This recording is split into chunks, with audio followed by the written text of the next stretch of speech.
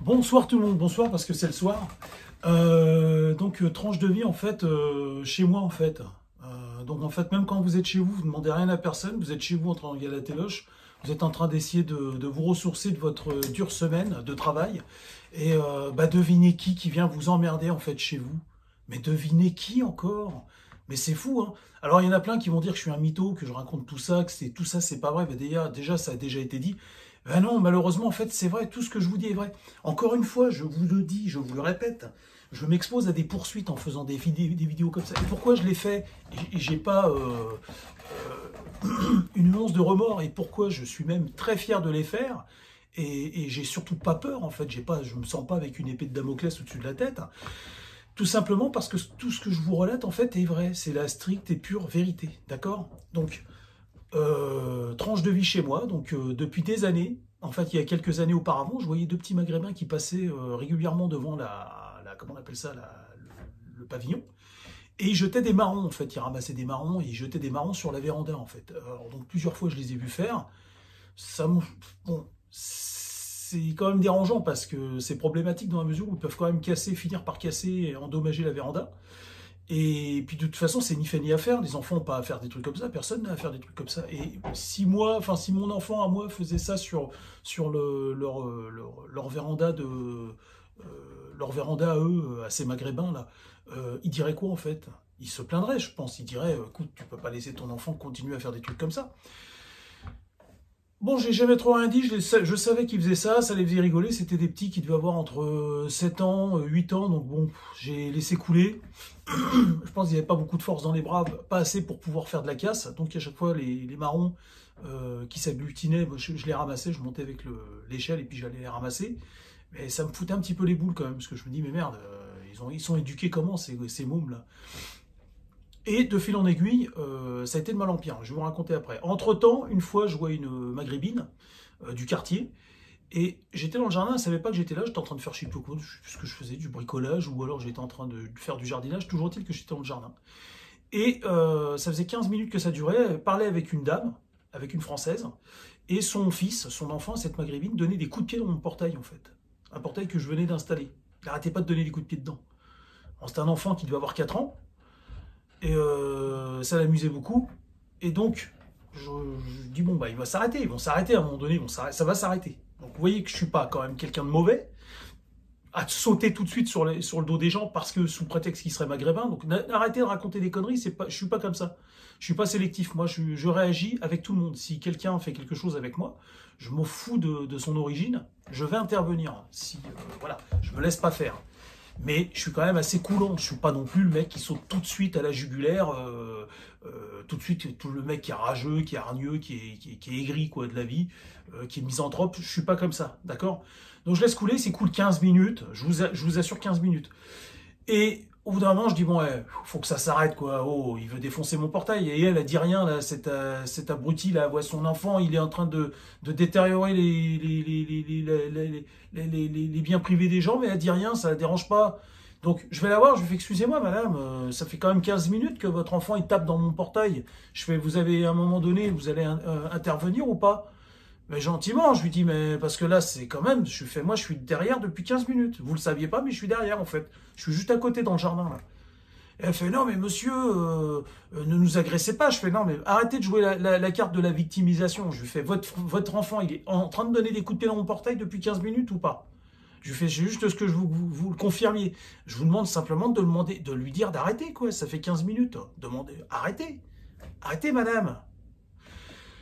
Et là, commence à jouer sa raquette, elle fait, ouais, qu'est-ce qu'il y a? Je lui fais quoi? Qu'est-ce qu'il y a quoi? Je lui fais, tu crois que moi aussi je viens d'une cité, qu'est-ce qui se passe? Tu crois que tu m'impressionnes? T'impressionnes qui, là? Ça impressionne qui, ton numéro, là? Peut-être des gens qui habitent dans des pavillons depuis très très longtemps. Moi, c'est très récent, moi.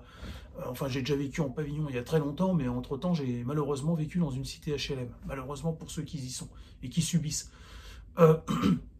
Arrête de jouer la racaille, je lui fais, tu te casses maintenant. Arrête, je lui fais, tu peux rester là. Par contre, ton fils, il a plus intérêt à taper dans le portail. Et qu'est-ce qu'elle fait? Elle dit à son fils, vas-y, mets des coups de pied dans le portail.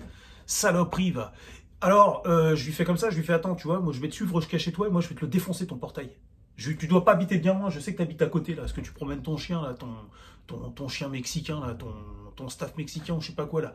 Donc ça, c'est les gens qui ont du pognon chez eux, hein, pour information. Hein. Quand ils sont des gros chiens comme ça, c'est pas parce qu'ils aiment les animaux, hein, c'est parce qu'ils ont du cash chez eux, en fait. Donc quand ils sont pas là, il faut qu'ils laissent un gardien, donc un chien, quoi. C'est pas pour amour des animaux, en général. Vous le saurez maintenant. Et donc, je lui dis, moi, je lui dis comme ça, moi, je vais te suivre, là. Là, vas-y, mets des coups de pied dans mon portail, après, moi, je vais te suivre. Jusqu'à chez toi, je vais te le défoncer, ton portail. Et on va voir, moi, je m'en fous de ton mari, moi. Tu vas voir. Et elle était là, elle fait, non, mais c'est un fou, celui-là. Ouais, je suis fou, bah, tu vas voir. Je lui fais, vas-y, continue. Je suis en train de les compter, les coups, moi. Après, je vais en mettre aussi dans ton portail. Je te suis, là, je vais te suivre jusqu'à chez toi. Et elle fait, et puis elle commence à partir. Alors ça c'est une histoire. Une autre fois, c'était un Maghrébin qui garait son camion. En fait, il avait acheté un gros, une espèce de camion à 20 mètres cubes. Et il arrêtait pas de le garer. C'était pourri son camion, un camion qu'il avait récupéré je sais pas où. C'était une épave le truc. Et il le garait devant chez moi en fait. Et au lieu de le garer devant chez lui à 200 mètres, il venait le garer, tu sais, devant chez les autres en fait. Tu vois, c'est plus pratique. Comme ça, tu fous le bordel devant chez les autres. Ton camion dégueulasse, disgracieux, tu le mets devant chez les autres, pas devant chez toi. Plusieurs fois, j'ai prévenu la police municipale, ça va, ils ont fait le job, et à un moment donné, ils pouvaient plus le faire, parce qu'il garait son camion pendant des semaines devant chez moi, quoi. Et j'arrivais pas à l'attraper, à chaque fois, je revenais du boulot, paf, le camion, quoi. Le camion était là tout le week-end et tout. Et alors ça, c'était problématique, et c'était un Maghrébin. Alors vous allez me dire, mais si t'arrivais pas à l'attraper, comment t'as su que c'était... Bah, parce qu'après, à la fin, j'ai su que c'était un Maghrébin, parce que on me l'a dit, je vais pas vous dire qui me l'a dit, mais on me l'a dit, et un jour, eh bien, j'ai fini par voir sa femme qui était dedans avec son fils, et ils étaient dans le camion. Et après, quand j'ai été voir, je lui fais à la dame, je lui fais, excusez-moi madame, mais c'est à votre mari le camion. Je fais, faut plus le laisser. Elle me fait, oui, on sait, mais on sait pas où le garer. Je fais, ah ouais, mais non. Dans ces cas-là, madame, faut venir nous demander. Venez nous demander. Faites pas. Sinon, on achète un camion et qu'on le garde devant chez vous. À 200 mètres, alors qu'on habite à 200 mètres, vous allez faire quoi? Vous allez penser quoi, sincèrement? Très sincèrement. Elle avait l'air gentille, sa femme, ça n'a pas l'air d'être des gens méchants, mais un peu gonflé quand même. Puis moi, je comprends pas pourquoi ils vont pas au contact. Enfin, ils vont au contact, pas eux, mais souvent ça va au contact pour faire des embrouilles. Mais pour aller demander quelque chose de façon sincère, qu'on leur accorderait. Moi, tu viens me voir, tu me dis, tiens, monsieur, on est en galère, est-ce que pendant quelques semaines, on peut mettre notre camion ici? Je vous assure qu'on fera attention et tout. Pas de problème. Vous êtes les bienvenus, mais il faut pas que ça dure, quoi. Mais il n'y a aucun problème. Si on me demande au préalable, ça c'est une histoire. Alors, les deux petits rebeux, là, entre-temps, les deux petits Maghrébins qui jetaient des marrons, ils ont grandi, entre-temps. Et ces deux trous du cul, vous savez ce qu'ils faisaient, en fait? Ils étaient adolescents, vers 11 ans, 12 ans. Ils s'amusaient, en fait, à sonner chez moi, en fait, tous les mercredis. C'était devenu un rituel. Ils sonnaient à la porte et puis ils se sauvaient. Alors vous allez me dire, ouais, mais sonner, ben c'est chiant sonner en fait, parce que toi, t'es là, t'es chez toi, tiding. Et c'est comme ça tous les mercredis en fait.